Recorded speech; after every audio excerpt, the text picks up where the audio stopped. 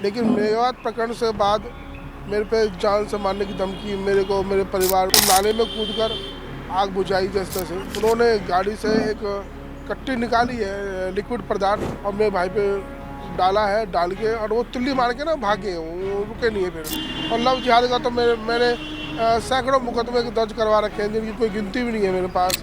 तो मेरे साथ जो रहता है उनको भी खतरा बना ही रहता है, लेकिन क्या करें। जब जब मुझे मारने की कोशिश हुई, मेरे पे हमले की कोशिश हुई, मेरा भाई जला दिया। मैं बहुत तेज़ी से गति से काम करूँगा, मीडिया में नहीं कर सकता। उल्टी सीधी बातें, गंदी गंदी चीज़ें, और धमकी तो दे ही रहे हैं वो।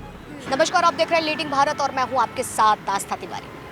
आज हम फरीदाबाद में मौजूद हैं और यहाँ पर अगर चर्चा करी जाए तो बीते बुधवार को जिस तरीके से बिट्टू बजरंगी के भाई पर 4 अज्ञात हमलावर ने उन पर हमला करा और उनको पूरी तरीके से 60% तक जलाने की कोशिश करी, लेकिन अगर देखा जाए तो जिस तरीके से उन्होंने अपनी जान बचा करके किसी तरीके वो अपने परिवार के पास पहुंचे और वहां पर उन्होंने सारी घटना की जानकारी दी। हालांकि अभी जो है वो प्राची हॉस्पिटल में वो एडमिट है जहां उनका इलाज चल रहा है। और इन्हीं तमाम मुद्दों पे चर्चा करने के लिए आज हम बिट्टू बजरंगी जी के साथ मौजूद हैं, जिनसे चर्चा करेंगे, जो खुद गौरक्षक बजरंग फोर्स के अध्यक्ष हैं। बिट्टू बजरंगी जी, जो आपके भाई पर हमला हुआ, इसको आप कैसे देख रहे हैं? क्या लग रहा है इसके पीछे कौन हो सकता है?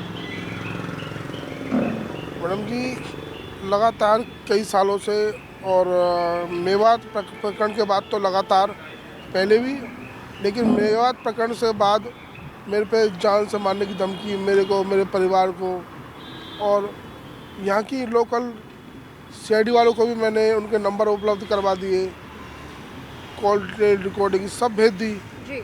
लेकिन कहाँ ढिलाई है मैं कुछ कह नहीं सकता। तो ये लगातार चलता आ रहा था।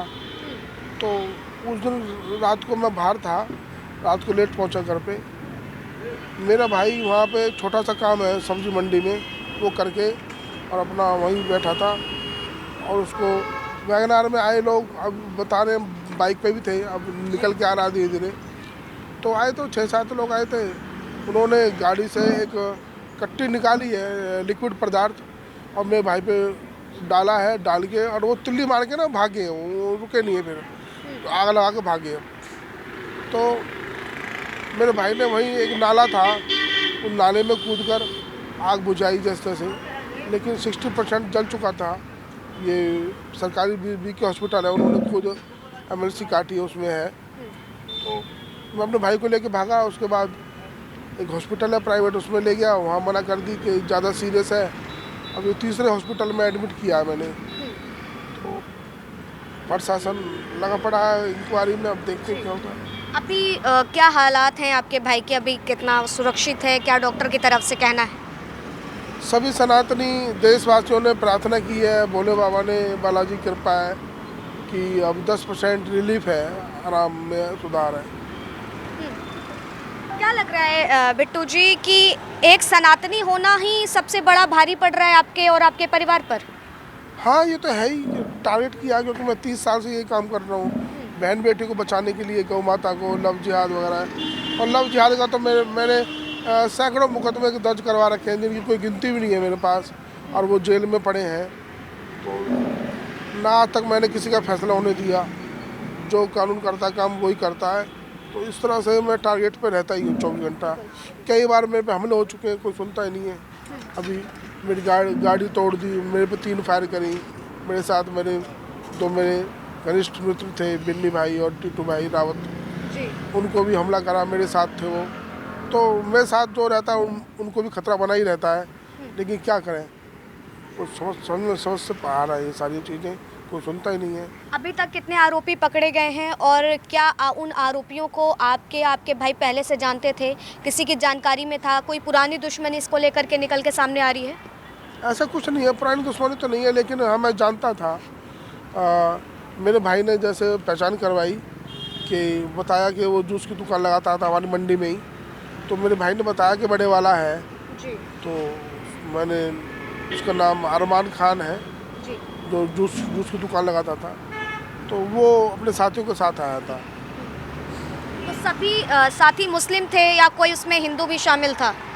देखो जी, ये अभी फ़िलहाल तो जो बात निकल के आई है 2 मुस्लिम ही है उसमें, और मुझे विश्वास है कि हिंदू तो कम ही होगा, क्योंकि जो भी टारगेट करते हैं मुझे यही करते हैं इस समाज के लोग।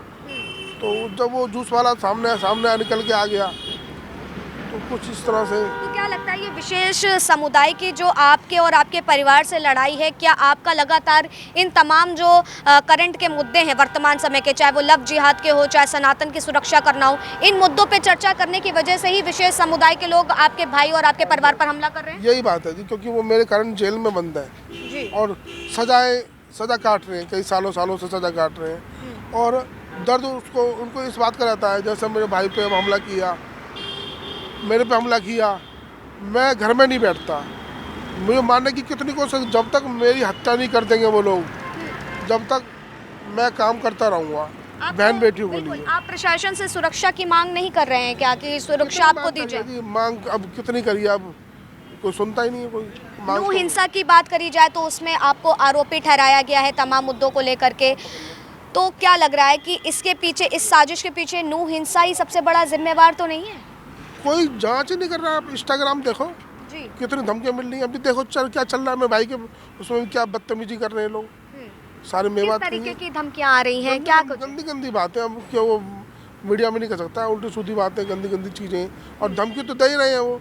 फ़ोन रिकॉर्डिंग भी मैंने CID को उपलब्ध करवा दी है, नंबर उपलब्ध करवा दिए, उसमें एक नाम नहीं बताने की शर्त पे एक बोला भी है किसी अधिकारी ने कि भाई वो उसने मेवात का है वो बिट्टू भाई, और वो तुम्हारा 2 महीने पहले गुड़गांव में भी किसी व्यापारी को धमकी दी है उसने, मेवात के ने, ये नंबर वो है। तो एक तो ये होता है कि झूठ बोलना। मैं तो नंबर दे रहा हूँ, मैं तुरंत अपने व्हाट्सएप पे, फेसबुक पे, इंस्टाग्राम पे CID वालों को दे देता हूँ कि इस नंबर से भाई पता करो, लेकिन कुछ नहीं, कोई नहीं सुनता। अच्छा, मुझे ये बताइए, अभी तक का क्या लग रहा है कि पुलिस प्रशासन काम कर रही है आरोपियों के खिलाफ, कोई मतलब कड़े कदम उठा रही है? तो वो फरीदाबाद पुलिस वैसे एक्टिव है और मुझे भरोसा है कि मुझे न्याय मिलेगा, मेरे भाई को न्याय मिलेगा। तो बता रहे हैं, अभी 2 पकड़े हैं और धन्यवाद, SIT टीम भी गठित कर दी है। अब देखते हैं, दूध का पानी होना चाहिए और सभी को पता पड़ना चाहिए, समाज के लोगों को, कि क्या है क्या नहीं। बिट्टू जी, हमें ये बताइए कि क्या लग रहा है, ये तमाम चीज़ें जो हैं केवल आप पर दहशत बनाने के लिए की जा रही है, कि दहशत बना करके आपको डराया जा सके? तो क्या आप डर के रहेंगे या फिर वाकई इसको लेकर के कुछ आप आगे का विचार कर रहे हैं? मेरे को डराने का ये है कि अगर मुझे वो मार देंगे तो जो मेरे छोटे भाई हैं फरीदाबाद में, बाहर भी, जो मुझे फॉलो करते हैं, उनका मनोबल टूटेगा, क्योंकि मैं तेज़ गति से काम करता हूँ उनके खिलाफ। तो ये सारी चीज़ें मैं कंटिन्यू कर रहा हूँ, तो मुझे इसलिए टारगेट बना रहे हैं कि ये अगर दब जाएगा तो फिर सब दब जाएंगे। मैं लुपी चुपी बात नहीं करता, मैं धरातल पर बात करता हूँ। अब भगवाधारी अब बन रहे हैं, मैं 30 साल से यही काम कर रहा हूँ। अयोध्या में कितने आंदोलन हुए, वहाँ भी जी, और कई आंदोलनों में भाग लिया है, मेरी फ़ोटो भी है। अब कोई कुछ बोले ना बोले, मैं तो शुरू से अपना पूरा परिवार त्याग के, गृहस्थ आश्रम ना बसा के, सब कुछ अपना सनातन को समर्पित कर रखा है। नू हिंसा में आपको संपूर्ण रूप से आरोपी बनाया गया, उस पे क्या लगता है कि ये भी एक सोची समझी साजिश थी कि नू हिंसा का सारा गत्था चिट्ठा है वो आपके ऊपर टिकरा फोड़ना है? हाँ, देख रहे हैं इस बात को, समझ रहे हैं, पर समझे कौन? तो अब क्या लगता है बिट्टू बजरंगी जी वाकई दहशत में आ जाएंगे, डर जाएंगे, या ऐसे आरोपियों के खिलाफ जो जिस तरीके से दहशत फैलाने का काम कर रहे हैं उनके खिलाफ कुछ एक्शन भी लेंगे?